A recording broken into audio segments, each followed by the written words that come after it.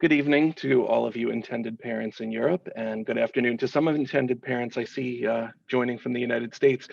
I'm Stephen Clappow from New England Fertility, and I'm glad you're joining us to hear about the surrogacy and egg donation process. If you're looking to work with an egg donor or surrogate here in America, we're joined today by our co-hosts, Extraordinary Conceptions, a surrogacy agency that serves intended parents all over the world. And New England Fertility also helps create families all over the world. So it's a good partnership. You're going to get a well-rounded look at both the logistical agency side and what's involved from the medical standpoint. And you're also going to hear from an actual gestational surrogate who's going to talk about her experience. And so we have three panelists today, and I'm going to ask them to introduce themselves to you. We'll go in order of appearance, starting with Hillary Smith from Extraordinary Conceptions.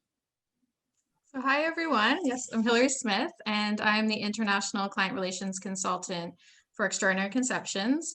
I'm living in the UK, but I am Canadian, and my background is in nursing. I was an IVF nurse for almost 10 years before coming out to the UK to work on the agency side of things. And I look after, part of my role is to assist and guide intended parents from Europe and the UK through the process of surrogacy in North America.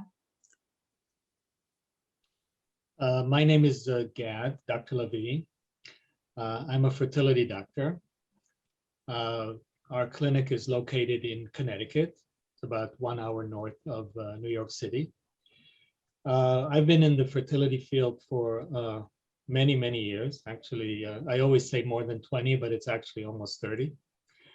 And our clinic is actually focused in the last few years mostly on what we call third-party reproduction, which is egg donation and surrogacy.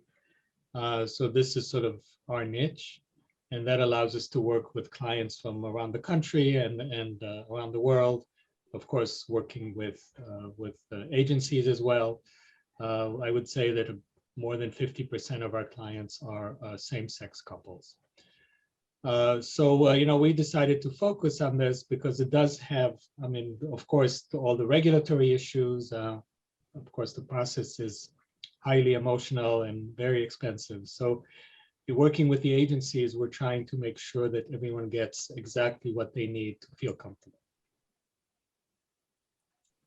Hi, I'm Samantha. I am a two-time surrogate getting ready to do my third journey. I've done all my journeys with Extraordinary Conceptions, and I now work for them in the admissions department.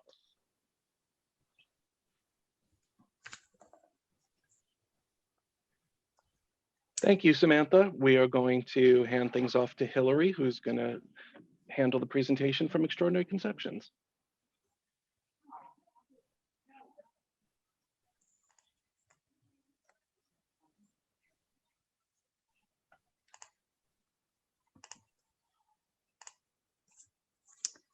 Okay, so as I mentioned earlier, I'm Hillary Smith, the International Client Relations Consultant for Extraordinary Conceptions Agency.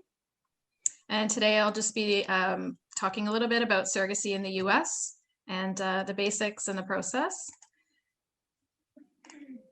Some of the topics that I'll be covering are surrogacy and just the basics, the getting started on the process, the surrogacy process from match into birth, some of the criteria for being a surrogate, a brief overview of the regulations in the US. I'll go over a bit of the cost and things to consider in your budget, and I'll answer a few frequently asked questions we get on surrogacy. And then I'll talk a little bit about our agency, Extraordinary Conceptions, at the end. So surrogacy, I'm just going to move that to the side. Surrogacy is the process of women carrying a baby for someone else. So there's two types of surrogacy arrangements. One is gestational and the other is traditional. So in a gestational surrogacy arrangement, the baby has no genetic link to the surrogate. The embryos were created using eggs from the intended mother or an egg donor and the sperm from the intended father or a donor. And the embryos are then placed inside the uterus of a surrogate by the process of IVF. In a traditional surrogacy arrangement, the surrogate is genetically related to the baby that she's carrying, having used her own eggs and then carrying the baby. This is a little less common in North America than gestational surrogacy, and at our agency, we only have gestational surrogates available. So surrogacy is for any person who cannot carry a child on their own for reasons such as medical, social, genetics. There are surrogacy options available in North America for people of all sexual orientations, whether you're single, married, living internationally, or domestic. There are options. So there are three main providers that intended parents should think about before starting their journey. The first one is the agency, and your agency, of course, is there to help you get matched with your perfect surrogate match. But your agency is also there to support you from pre-match all the way to post-birth, and even after the birth to support your surrogate. And then there is your clinic, and your clinic is there for all medical aspects. So to create the embryos, for the embryo transfer, the screening of your surrogate, and typically we'll look after your surrogate's pregnancy, all going well for the first trimester until she graduates to her obstetrician or midwife. And then there is the attorneys, and they are there for all legal matters. They help put your contracts together between you and your surrogate. They'll help with the pre-birth orders and all of the paperwork that happens after your baby's born and before you return home. So the agency is there, of course, to help you match with your surrogate, but your agency is also there to support all parties. So the intended parents, surrogates, and an egg donor if applicable. Your agency is also there to help you find your fertility team. So if you do not have an IVF clinic or an attorney, your agency can help you find these parts of the process for you. Your agency is also there to help with the coordination of your surrogate's entire cycle from while she's being screened. They work really closely with your IVF clinic to get her screened and ready to go for the embryo transfer, and even once she's pregnant throughout the entire pregnancy for all of her obstetrical visits and right through to the delivery. We're also there to be your advocate throughout the process and your main point of contact from pre-match all the way to post-birth. And we're also there, as I mentioned before, to continue to support your surrogate even after the birth and you've gone home with your baby, and just to stay there with your surrogate and check in with her to make sure she's okay. So when it comes to the surrogacy process, the first step is the matching process.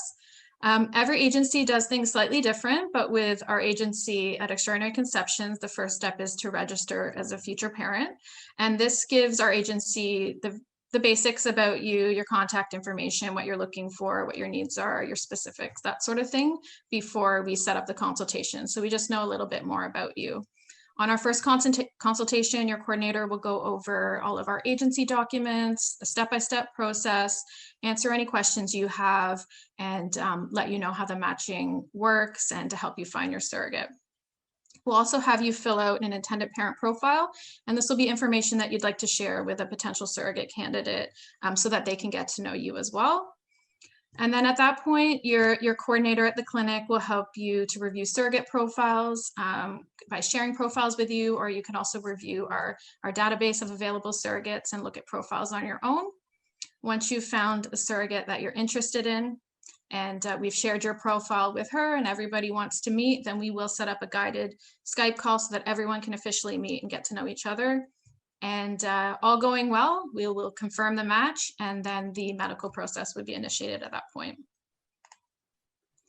So just very quickly and briefly, after match would be the screening process of your surrogate, which is done through your IVF clinic. And we'll work really closely with the coordinators at your IVF clinic to make sure that your surrogate's getting everything she needs completed in order to be medically cleared. Once medically cleared by your IVF doctor, then the legal process would be initiated. All parties will be represented by separate attorneys and have independent legal advice. Legal contracts must be finalized before your surrogate can start any medications in preparation for the embryo transfer. Then comes the embryo transfer and that dreaded 2-week wait to find out if she's pregnant or not. All going well, the pregnancy, delivery, and then you have your baby. So the whole process from match to about embryo transfer takes at least a few months, sometimes more, depending on the situation, where your surrogate's located, and many factors are involved. But during that time is when the medical testing happens, psychological assessments, legal contracts, preparation for the embryo transfer, and then the embryo transfer.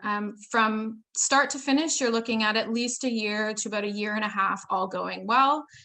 Could be a little bit less or a little bit more, obviously depending on the situation, but typically you'd probably want to give yourself about a year and a half from start to finish. So when it comes to criteria for surrogacy, surrogates do need to go through a very rigorous vetting and screening process. An initial application will be filled out by the surrogate that is interested in surrogacy, and they must provide the agency with very detailed information on their medical history, personal situation, obstetrical history. They also have to provide us with their obstetrical records, so we will request those on behalf of them. Marital status, family medical history, many other things that they need to go over in the initial application to make sure that they are a suitable candidate for surrogacy. But even before that, all women that are considering surrogacy do need to meet basic criteria to even become eligible for surrogacy. I've listed some of them here. So some of them are a BMI below 30, ideally between the ages of 21 and 39, with healthy, regular menstrual cycles, alcohol, drug, and tobacco free. So they must be a parent themselves with at least one successful, complication-free, full-term pregnancy, financially stable. They must also be a resident of North America. So whether that be US, Canada, or Mexico, or have a permanent residency status there, no prior felonies, and the spouses, if applicable, will also be checked. Cannot be on certain medications for anxiety or depression, without history of mental health disorders, etc. There's many basic criteria for surrogates to even become eligible for surrogacy. So although we do get many applications, only a smaller number will actually make it to the database to be eligible for matching. So when it comes to the surrogacy regulations in the United States, it does vary widely across the United States. The United States is regulated by state law, which means each state has their own rules and regulations when it comes to surrogacy. Contracts in surrogate-friendly states are enforceable. Compensated surrogacy is legal in several of the states, not all, but a lot of them. It is important for intended parents to really consider what state to begin their journey in, and always advise to speak to your agency and your attorneys to find out what state will work best for you in your personal situation. And although the legal processes are different from state to state, intended parents will always be the legal parents of their baby born through surrogacy in a surrogate-friendly state. And in states where surrogacy is legal, the surrogate will have no parental rights. The legal contracts are enforceable, and those are put into place prior to embryo transfer.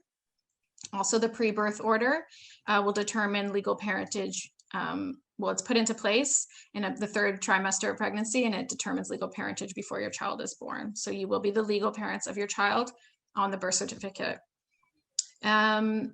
Although you will be the legal parents in the United States, though, intended parents that are international need to consider that even though they're legal parents in the US, it doesn't necessarily carry over to their home country. Therefore, we always advised intended parents have legal representation in their home country to make sure they're fully aware of the legal steps they need to take back home when they return back with their baby in order to assume parental rights.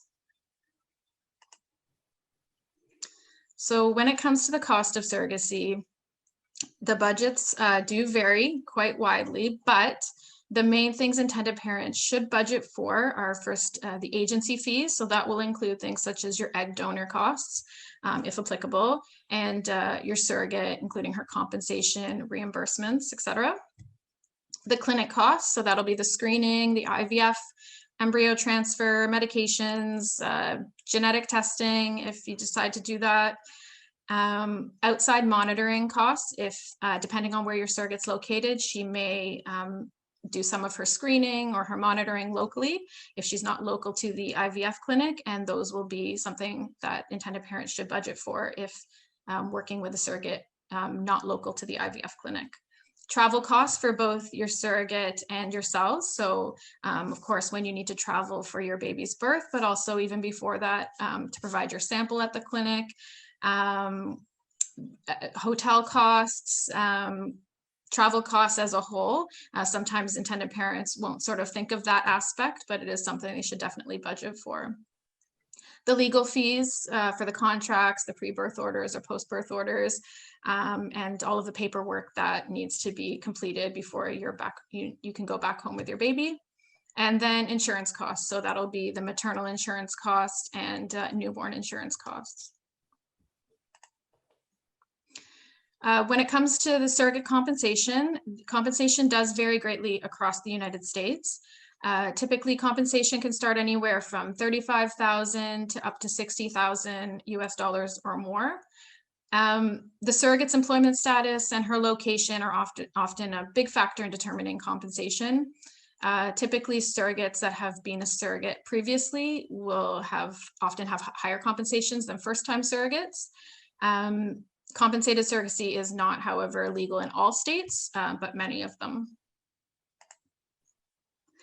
So just a few questions that we often get asked by intended parents throughout the years. And this is probably one of the most often asked questions that we do get is, will the surrogate change her mind after the birth? And the short answer is no. Surrogates have no intention of keeping your child. It is extremely rare, in fact.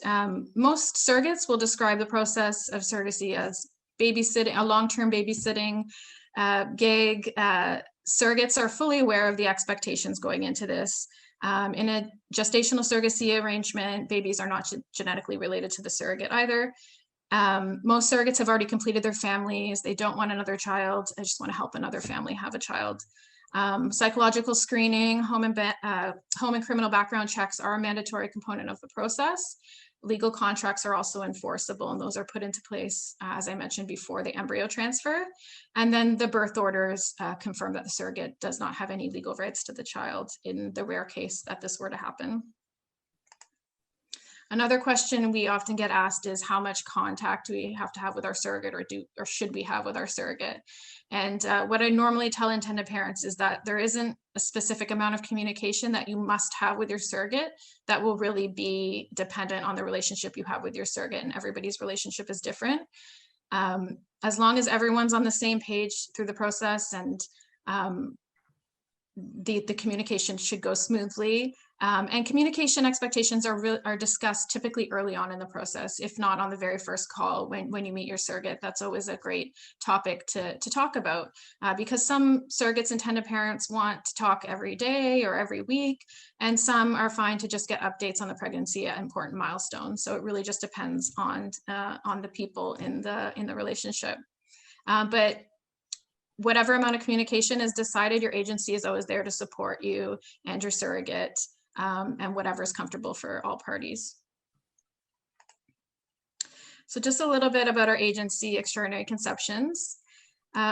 So Extraordinary Conceptions is probably one of the longest standing international agencies in North America. So we opened our doors in 2005, so that's over 15 years ago.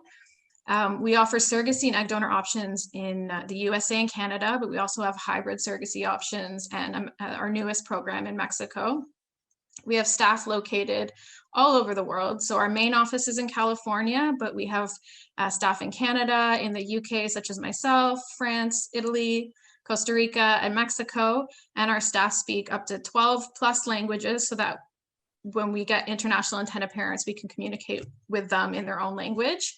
We have one of the largest egg donor databases in the nation, with over 3,500 egg donors available of all ethnicities all over North America, and we even have some international egg donors as well.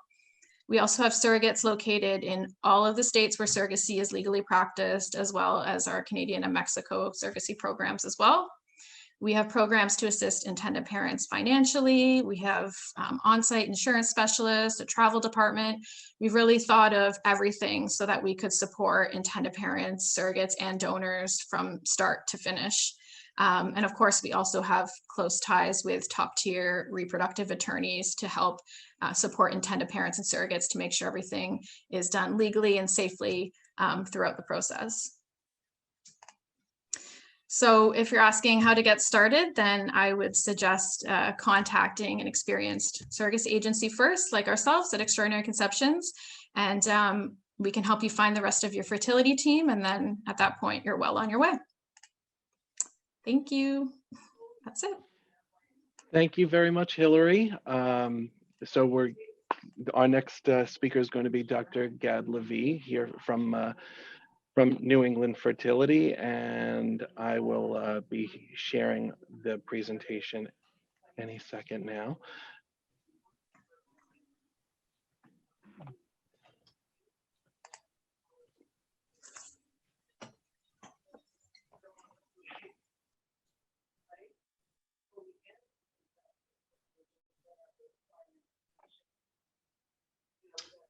Okay. Good. Dr. Hello Levy, again. take it away. Hello again, and I really want to welcome everyone. And thank you, Hillary. It was a really very thorough job in describing the process. And, I just want to say some very general things about this process. And, we're always sort of trying to, there's a dilemma with these presentations, these webinars, how much information you really want to give, because on one hand, you want to make sure that people get all the information that they need. But on the other hand, if you look at every single detail of the process, it can be a little bit intimidating. And of course, there's so many moving parts. So I think what you need to understand, and again, everyone has their own story, so it's very difficult to actually explain how it would look for you, because some people, as Hillary said, using their eggs or an egg donor or a sperm donor or a partner sperm. So it's really a little bit difficult to cover all the different combinations.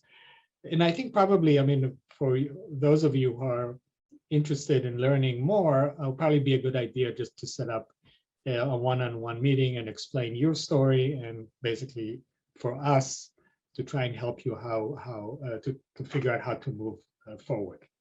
So again, it's a complex process, like I said, a little bit intimidating, but I just want you to know that, that we will do the best that we can to help you.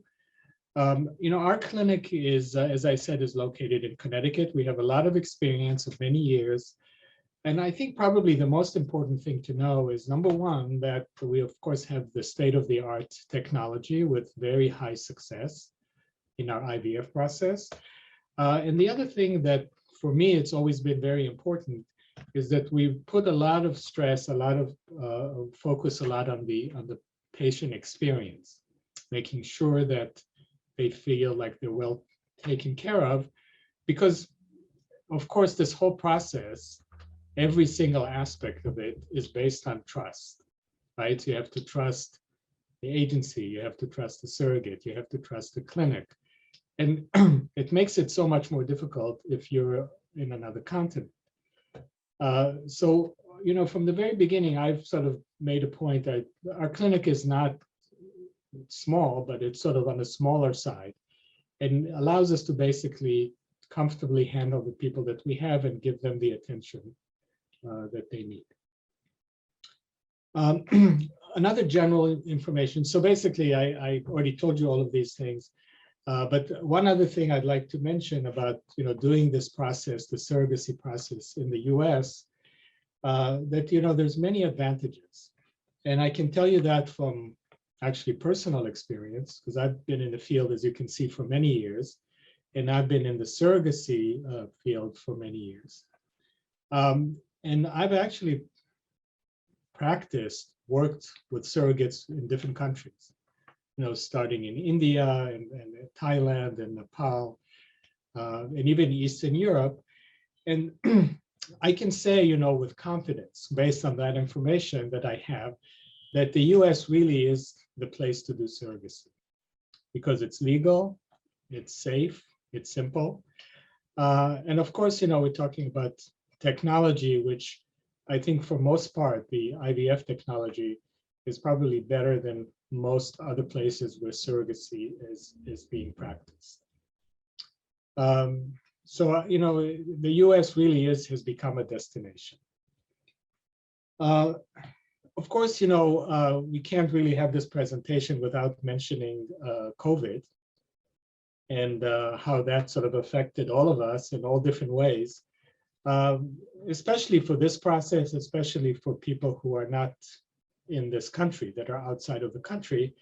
And, you know, strangely, with all the difficulties that COVID actually has placed on us, we were still able to actually function almost normally, but I would say that, you know, we actually had an opportunity through COVID to maybe look at all our processes and figure out different ways of doing the same thing. And this is particularly relevant. This is actually moving on its own here. This is particularly relevant. Stephen, can you do something about that? Yeah. So this is particularly relevant for Europeans, or actually people who are outside of the country, because, you know, it used to be that we would actually ask you to come here, either to give a sperm sample or to meet the surrogate or one of different things. And we've learned actually how to work around that. So for example, if you're using an egg donor and a surrogate and all we need is your sperm, for most part, in most countries, we are able to arrange for you to have your sperm frozen and shipped to the US. The same way that, you know, when the time comes for you to meet your surrogate, that can be arranged on a video call. And of course, it's not the same, but it's sort of a way of doing it without having to wait until the pandemic is over. So I think, you know, that maybe there was a long introduction, because I think that's really the most important part, is that you understand that, you know, when you do it in the US, you're working with an agency and you're working with a clinic. And, you know, I've known Extraordinary Conception for many years. I know Stephanie and Mario, who are the founders, for many years. And they were actually really one of the pioneer agencies in the US and are considered one of the prime agencies as far as the quality of the surrogates and the quality of their legal and mostly about the support that they give the clients. So again, you have to use a clinic, you have to use an agency, and it's really, really critically important when you do that, that you pick a pair agency clinic that work well together. So I think that was sort of the more important part of my presentation, but I will show you real quick what the process looks like. And as I said, it's really different for different people, but basically what I'm showing you here is IVF. And what you're seeing here is basically that we do the IVF process in two very distinct parts. The first part is creating the embryos. So for that, if we use an egg donor, we basically, the donor will, once you pick the donor, will go on what we call the fertility drugs for about 2 weeks. And the purpose of that is to produce a bunch of eggs, usually 15 to 20 eggs. And after about 2 weeks of treatment, she has a very minor office procedure where we harvest the eggs. And by the way, all the things that we do with the egg donors are meant to make this a simple and a pleasant experience, if that's possible. Because again, they're doing it for, you know, it's an amazing thing that they're doing, and we want to make sure that they go through this without, not just without complications, but without any big disruption to their own lives. So we take the eggs, we make the embryos. So the eggs become fertilized. We grow the embryos in the laboratory for 5 or 6 days until they reach what's called the blastocyst stage, which is the last stage in the development before the embryo needs to attach itself to the uterus. That's important because it helps us right away identify the healthy, the strongest embryos. But we don't stop there. We actually take those blastocysts and put them through a genetic testing. It's called PGS or PGTA, where we actually can check the chromosomes. So again, between watching them grow and doing the genetic testing, when we're able to pick one embryo that has a very high chance of success. So at the end of this first part of the process, the embryos are all frozen. And they're frozen, essentially waiting for the surrogate to come along. Typically, I'd say for most people, it takes longer to find a surrogate than to find an egg donor. So basically, most people have their embryos frozen and waiting by the time they have their surrogate. And then once you find a surrogate and she's vetted, she's tested, and she's good, and she's prepped with hormones, then we basically go forward with the embryo transfer. We usually put back one embryo. So we take one embryo out of the freezer and expect about 70 to 80% success. Thing here on the bottom also mentions the 2 embryo transfers, which we occasionally do. I would say not happily, because we worry about the risk of a twin pregnancy with the surrogate. So it has to be the right surrogate who is willing to carry twins, and someone who is actually able to carry twins based on her history. So in those cases, actually, I will do a what we call a double embryo transfer. So it takes 1 month to make the embryos. It takes 1 month to basically put the embryo into the surrogate's uterus, and the rest is just setting it all up. And the timeline, I would say, typically from the time you start, getting your sperm in order, getting the egg donor, getting the surrogate, it's probably about 18 months. Next, yes. So as I said, I mean, basically, we've come a really long way with fertility care. And essentially, we have all these different options. You can use your own eggs, your own sperm, you can use a donor. And I think, the way I always look at it, and, the thing that is amazing to me, because, like I said, I started many years ago when IVF was very young field, is that for those people who are willing to take advantage of everything that's out there, they're pretty much just about almost guaranteed to have a baby. So, and again, you have to be comfortable. And I think it's really, really important before you make that final decision to speak to your doctor and actually see what is that you specifically need. Yes, next. So the egg donors, and Hillary mentioned that, the extraordinary conception has a large database. We have our own. It really is a matter of finding a donor that meets whatever requirements you have. My job as the physician is actually to make sure that the donor is healthy. So we make sure that they go through very extensive screening, medical screening, psychological screening, genetic screening, make sure that there's no issues with any of those things. And so it's sort of a pretty heavy responsibility. I'd say that we eliminate most of the applicants for one reason or another. But those that actually get accepted, I think are a safe choice. And then it's, of course, your job to tell us what you're looking for, what requirements you have. And then we will help you find the right donor. So it doesn't really matter for the clinic, for us, where the donor is from, either from our database, from the extraordinary conception database, or from any outside source. I will make sure that they're screened and healthy. Typically, the donor yields about 15 to 20 eggs. That usually translates to about 5 or 6 genetically normal embryos. And if you remember the statistics of about 70–80% per embryo, that's more than enough to have at least one child, probably more. And this also is even more relevant for same-sex male couples who often actually will share the egg donors. They basically split the eggs, fertilize half with one and the other half with the other. And that basically would usually leave them with 2 or 3 embryos each. These are genetically normal embryos. So again, for those who wanted to have one child for each partner, that's usually more than enough. What we do mostly, for most part, is work with what we call fresh eggs. This is exactly what I described in that IVF process. But there's also the possibility of actually working with frozen eggs. So those eggs have already been harvested and frozen. Using frozen eggs is a relatively new in our world, in our field, just because freezing eggs has always been a challenge. But I think to a large extent, I think we've overcome that issue.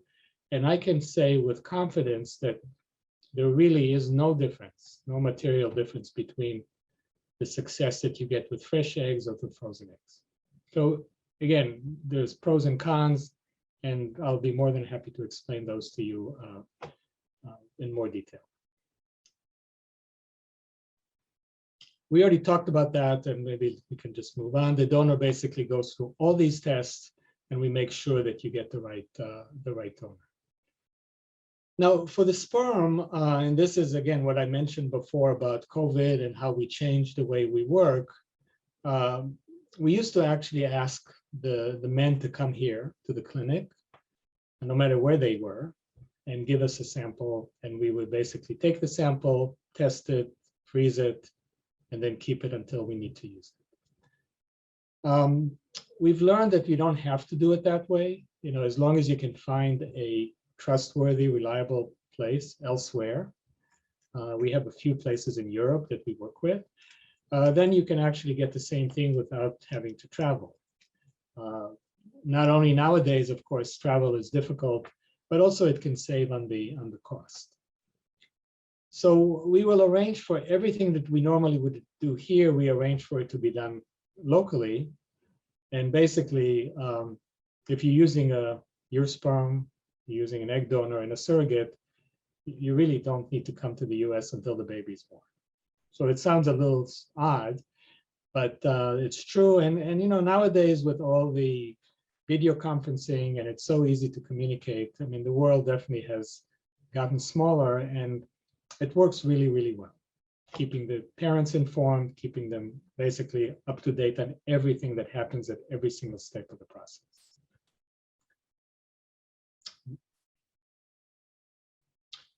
I think Hillary did a really good job as far as describing the surrogacy process.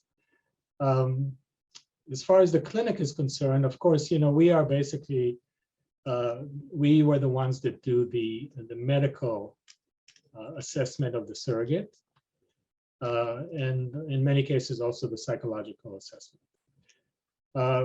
And the criteria for surrogacy, I mean, Hillary already showed you, but to me, the most important, number one, might be 1, 2, and 3, is the fact that the surrogate has children. And for many reasons, I mean, emotional reasons as well, but from the medical part is the fact that we can actually review her history, pregnancies and delivery, complications, compliance, and so on and so forth, because that's really the best way to predict what will happen when she becomes pregnant again. So we don't take anyone who doesn't have children. We don't take anyone who can't give us basically a copy of the records. And we don't take anyone who does not have the endorsement, the blessing, the approval of her OBGYN. So by doing that, you can basically ensure that you've picked the right person from the medical perspective. We also, of course, deal with the psychological evaluation and make sure that not only the surrogate doesn't have any mental illness, but also understands fully what she's doing, because it really is something that affects not just her, but her entire family. So this is sort of our part, and usually once the agency matches you up with a surrogate, they will send me the medical records to review, and if everything looks good, we bring the surrogate to the clinic to do the medical and the psychological evaluation. And once that's done, we go back to the agency, do the contract, and at that point, the surrogate is ready to go. Next slide. So I already mentioned COVID and about the way it changes the way we work. You know, we were, of course, very worried. I mean, it's actually amazing that it's already more than a year. But when COVID first started, we all sort of panicked a little bit. because we didn't really know what to expect. We didn't know how it affects the sperm, the eggs, the pregnancy. Now, of course, things are a little bit different because we also have to consider the vaccine.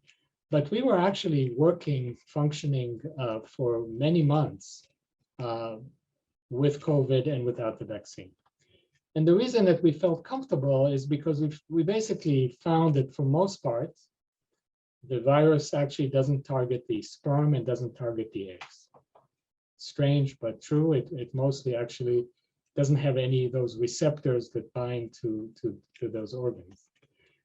The other thing that, again, it's mostly true, that even if a woman becomes infected with COVID while she's pregnant, the virus doesn't go to the baby.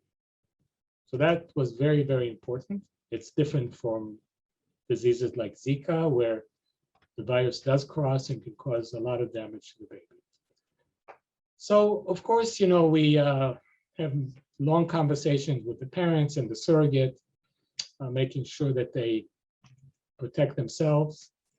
Nowadays, we also talk about the vaccine, which I highly recommend for surrogates, for actually any woman who's planning to be pregnant before she conceives. And there's still some controversy, I'd say, about what happens when you're pregnant. Should you get vaccinated? I think for most part, really, it's probably safe. But there's still not the endorsement, at least in the US, of the CDC, just because there's not enough data, not enough information. So for those, and of course, it's nice if you can have access to the vaccine, but as we all know, it's not always that easy. But for those surrogates who are planning to be pregnant and have access, I highly recommend that they do.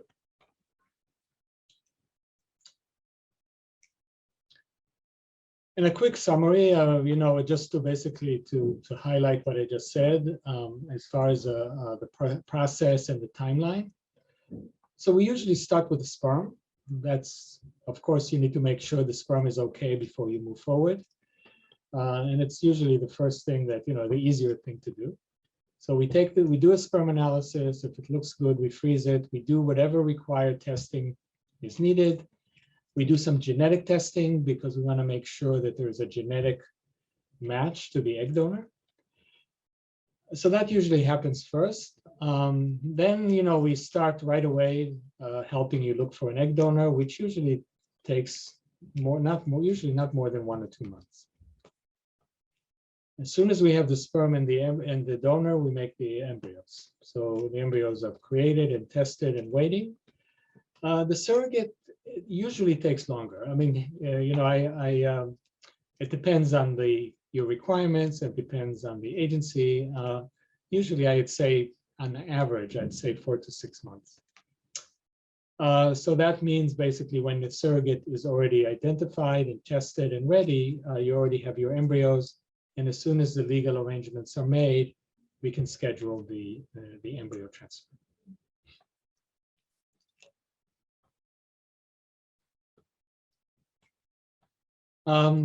So this is our contact. I actually didn't introduce, she's not here, but Shantae is our egg donor director. So she's usually the one that you will actually talk to to help you find an egg donor. And she's the one that basically will assign you to work with, we call them case manager or coordinators. That's one person that will be your point of contact. And that person will help you with all the different parts of the process, getting the sperm, getting the eggs, the egg donor, and working with the surrogate and the agency and so forth. So you'll have all that sort of one person who will be your sort of guide through this process.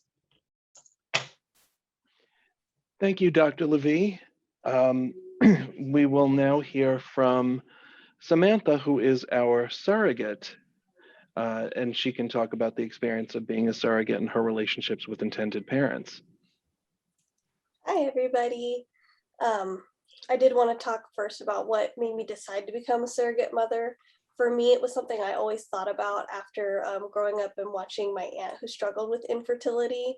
I got to see that toll it took on her, and it really kind of planted that first seed for me wanting to be a surrogate. And then as I got older, I completed my family. I have 2 daughters, and my husband's coworker was actually a surrogate, so I got to meet somebody and talk to her about it, and made the decision to actually do it and wanted to be able to help other women who were struggling like my aunt. For me, the process was really amazing. Extraordinary conceptions really did help it make it very easy for me. The biggest worry for me in the process was mostly that if the transfer failed, how that would affect me emotionally, how it would affect the intended parents emotionally. I was really concerned about that because I didn't want to cause any emotional stress onto the intended parents, because I just wanted to help them and just make sure they had a beautiful journey with me. One of my favorite things is actually having that connection with my intended parents. I've had 2 amazing families. Both of them were international. My first family, we talked on a regular basis, and that was really nice for me. And I enjoyed that conversation. We got to know each other outside of the surrogacy, and I still get to communicate with them now. I get updates. My first journey was in 2017. Is when we did the initial embryo transfer, and I gave birth to twins in 2018, a boy and a girl. And I just got an update recently. They are now 2, and they are amazing and beautiful. And it was really nice because they did come about a month before I delivered. So we got to actually enjoy meals together, conversations, and we went shopping together. We had a very close bond. My second journey was a little different. Just because I did deliver a single girl in June of 2020, so COVID was a little bit more prevalent. So they weren't able to come right away, and we couldn't really see each other, but we did communicate on a regular basis and had a really amazing bond, and I still treasure that, and I still talk to them as well. Their daughter is doing wonderful. I only did one that time. And I'm really blessed to still have a really good connection with them. And they do want to come and meet me later on when COVID is a little less apparent. So that was really nice. I really did enjoy talking to them, and I really like having the bond that we still communicate now. I don't have any really super negative experiences with surrogacy. I guess you could say the worst part for me was going to be the injections, and many surrogates will have that same thought process. They're not always the most fun part, but we do it with love, and we know that the end goal is well worth those daily injections. I do enjoy the process, and I'm getting ready to do it for a 3rd time, so I don't obviously dread the injections so much if I'm willing to do it one more time. And I'm very excited to be working with a domestic couple this time. It'll be a really different experience for me. My biggest thing is if you are looking for a gestational surrogate, find a company that is going to be there to help you and your surrogate. It's really a special gift a gestational surrogate is providing you. And you want to make sure that you guys are all going to have an amazing, beautiful journey. There's nothing like that feeling of when you get to have your baby and get the joy that you have with them. For me, it was the most amazing thing. I decided to be a surrogate the 2nd time, literally the minute after the babies were born. I was like, yep, I need to do that again. It's a very special bond.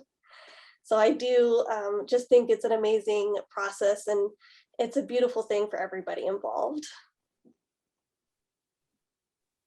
Thank you very much, Samantha. I think that your insights definitely help intended parents be a lot more comfortable with the idea of working with surrogacy, and you really answered a lot of the questions that they typically would have.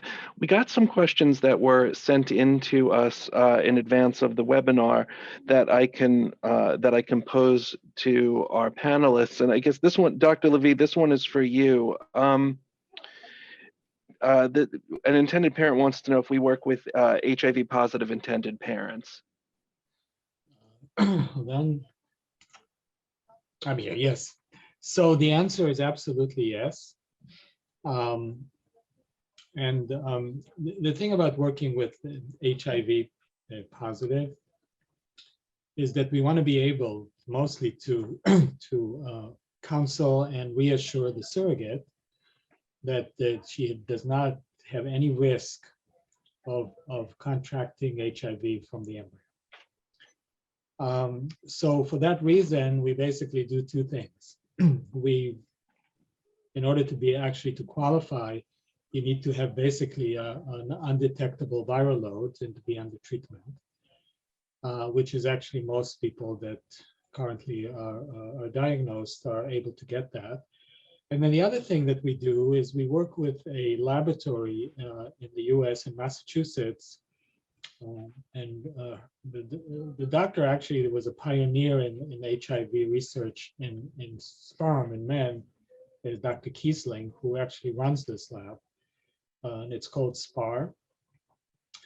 And they're able to not only process the sperm, it's called a sperm wash, but also actually test the sperm and confirm that the sperm does not carry the virus. So if you do it that way, then you can comfortably go to the surrogate and say that, there's an HIV positive man, but there's no risk to you.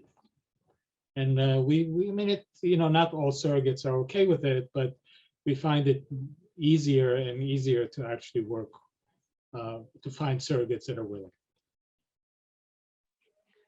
Thank you very much. We have another question. I think this one might be better for Hillary. Are there certain states that should be avoided when looking at a surrogate? Oh. Okay. Yes, I mean, it depends on the situation. So as I mentioned previously, the US is run by state law. So every state has different rules and regulations when it comes to surrogacy. So it's definitely important to consider the state that you're going to go through the process in, which is, and there's 50 states. So most of them, I would say, are surrogate friendly to a degree. There are a few states, maybe less than 3, that are where surrogacy is still illegal. But other than that, there are many states that are still legal and open to international intended parents, domestic intended parents. Some states might be restricted to whether you're married or single, for getting pre-birth orders. So maybe in some states you must be married. So obviously that would be a state you might want to avoid going through the process with if you are unmarried. But these are things you should definitely discuss very early on before you even start looking at surrogates with your attorney and your agency to make sure that you're going through the process in a state that is good for you and legally okay for you to go through the process in. I have another follow-up for you, actually, Hillary, about the typical wait time for a match with the surrogate and how that wait time is affected if, in fact, the intended parent wants twins.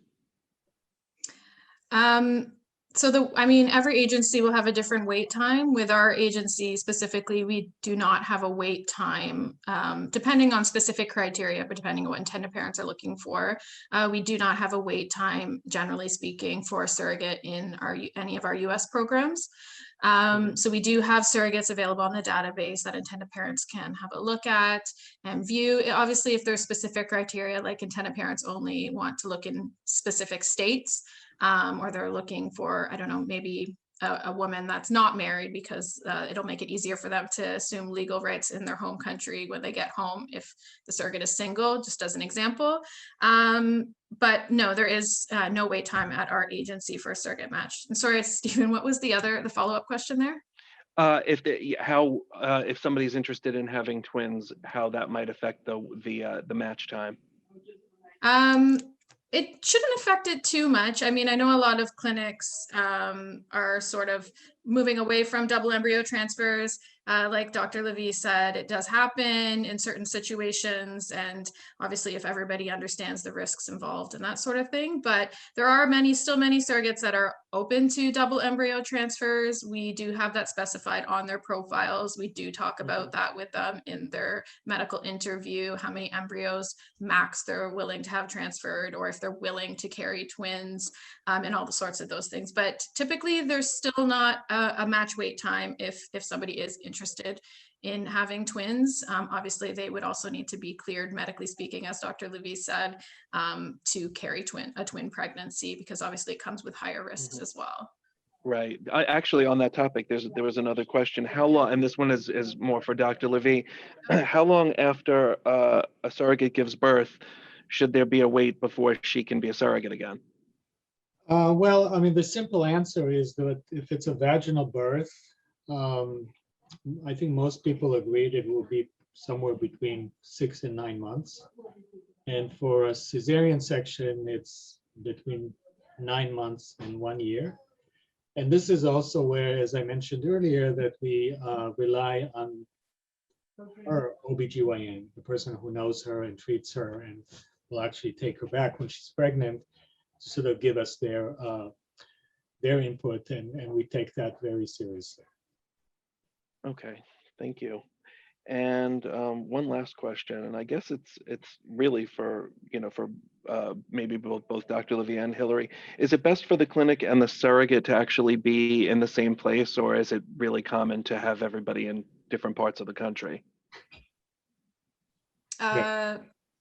I can start. Okay.